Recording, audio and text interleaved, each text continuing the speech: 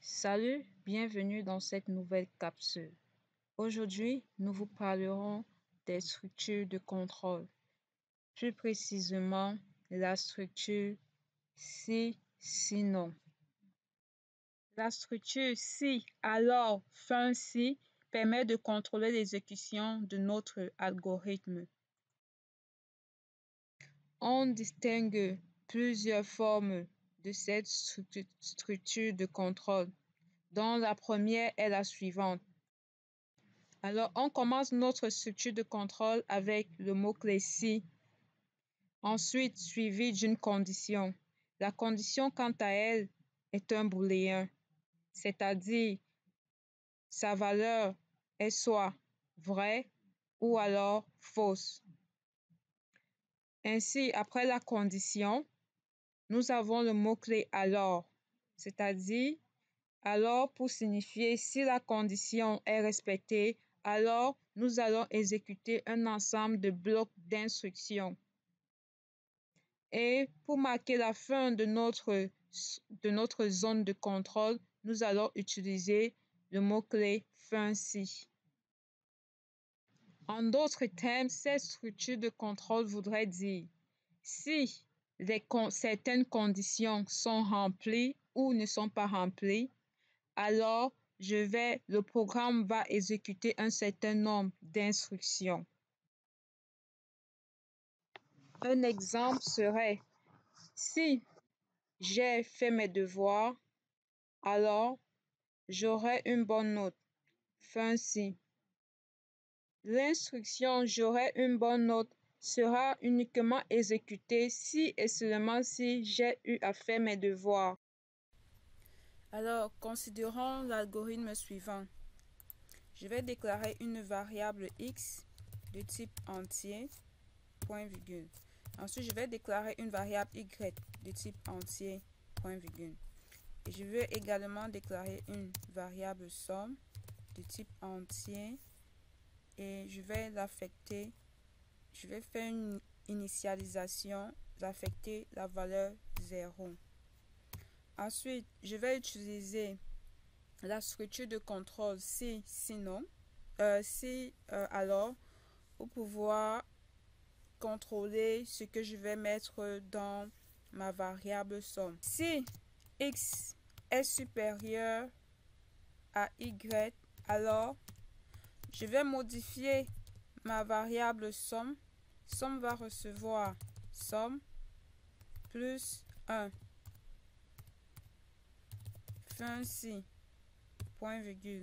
Alors, je viens d'écrire un petit programme qui va incrémenter la valeur d'une variable si et seulement si x est supérieur à y. Alors, on va faire notre plan d'exécution ici. On va considérer que x a la valeur 3 et y a la valeur 2. Donc, avec ce plan d'exécution, somme aura quelle valeur d'après vous?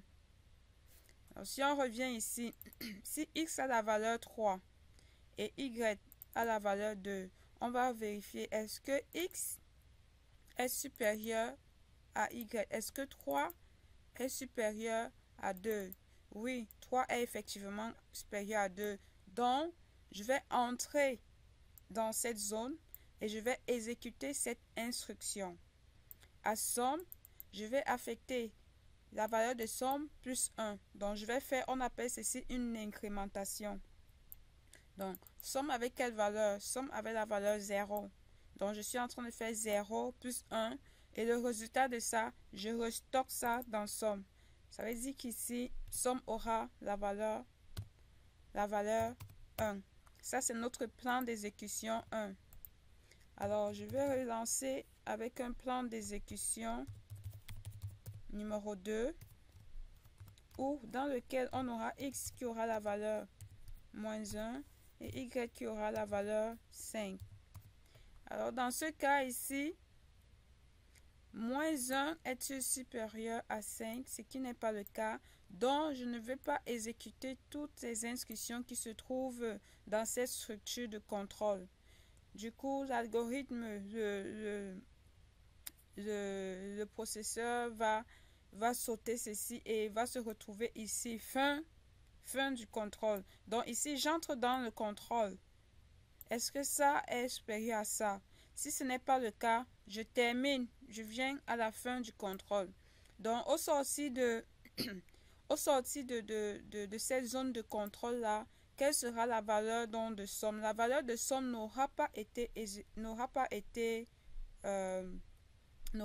incrémentée, aura comme valeur la valeur 0.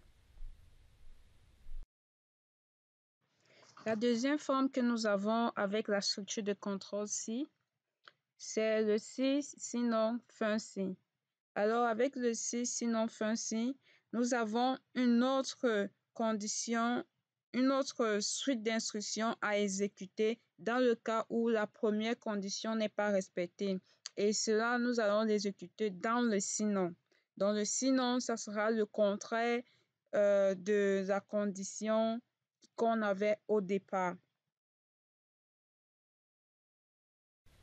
Revenons à notre problème de départ. Donc, ici, nous avons eu juste une seule structure de contrôle qui vérifiait si x est supérieur à y, on faisait ceci.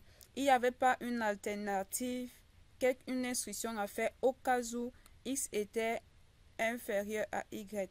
Donc, nous allons le représenter ici en rajoutant donc notre sinon. C'est-à-dire, si cette condition n'est pas respectée, alors nous allons exécuter ce qui va se retrouver dans le sinon. Le sinon, en fait, c'est le contraire de cette condition-ci, c'est-à-dire que c'est x sera inférieur à y en ce moment-là. Dans ce cas, nous allons faire somme va recevoir somme fois 2. Donc, si x est inférieur à y, je vais faire une incrémentation de somme. Dans le cas contraire, je vais doubler la valeur de somme et je vais stocker le résultat dans la variable somme. Alors, qu'est-ce qu'on aura comme plan d'exécution numéro 1? Si x égale à 3 et y égale à 2. Si x égale à 3, 3 est supérieur à 2, donc on fait une incrémentation. Somme aura la valeur 0 plus 1, donc le résultat 1. Pour l'exécution numéro 2, à x, on a la valeur 1. Dans y, on a la valeur 5. Donc, lorsque nous faisons moins 1 est supérieur à 5, non, ce n'est pas le cas. Avec le sinon, on obtiendra un résultat. Somme aura la valeur de somme, ce qui veut dire 0 fois 2, ce qui retourne également 0. Donc voilà après le plan, comment est-ce que fonctionne le si, le sinon. Là, avec le sinon, on a une action à faire au cas où la première condition ne serait pas respectée. Dans cette troisième forme, nous pouvons imbriquer les si, sinon si, autant que nous avons de conditions à faire valider dans notre structure. Donc, cet exemple nous montre que nous avons premièrement une condition 1 qui, si elle n'est pas respectée, nous allons passer à si, sinon, condition 2 à vérifier par l'algorithme. Si la condition 2 n'est pas respectée, alors si on tombe dans le sinon, ça veut dire que la condition 1 n'aura pas été respectée, la condition 2 n'aura pas été respectée et la seule alternative qui nous reste, c'est de venir dans le sinon et exécuter cette instruction-là. Donc, comme je vous dirais, nous pouvons avoir autant de sinon ou si, autant de conditions que nous voudrons. Si nous avons une condition 3 à vérifier, une condition 4 à vérifier, nous ferons une répétition de cette partie-ci avec sinon si, condition 3, alors instruction 3, ainsi de suite, ainsi de suite. En modifiant notre algorithme avec cette nouvelle structure, nous aurons par exemple si x est négatif, Si x est négatif, alors je fais ceci. Sinon, si x égale y, alors à somme, je vais associer, je vais faire l'incrémentation et le résultat, je vais le multiplier par 2. Là, je peux encore en rajouter un sinon. Si x est supérieur à y, alors somme va recevoir le modulo, va recevoir x modulo y, point virgule. Et là, le sinon, si aucune de ces trois conditions, première condition n'est pas respectée, deuxième condition n'est pas respectée, troisième condition n'est pas respectée, alors la seule alternative serait de faire somme va recevoir, je fais juste une incrémentation. Alors ça c'est juste un exemple, donc ici je suis juste en train d'illustrer comment est-ce que vous pouvez jouer avec tous ces si, sinon et les imbrications. Donc tout va dépendre de ce que vous êtes en train de résoudre comme problème dans votre algorithme.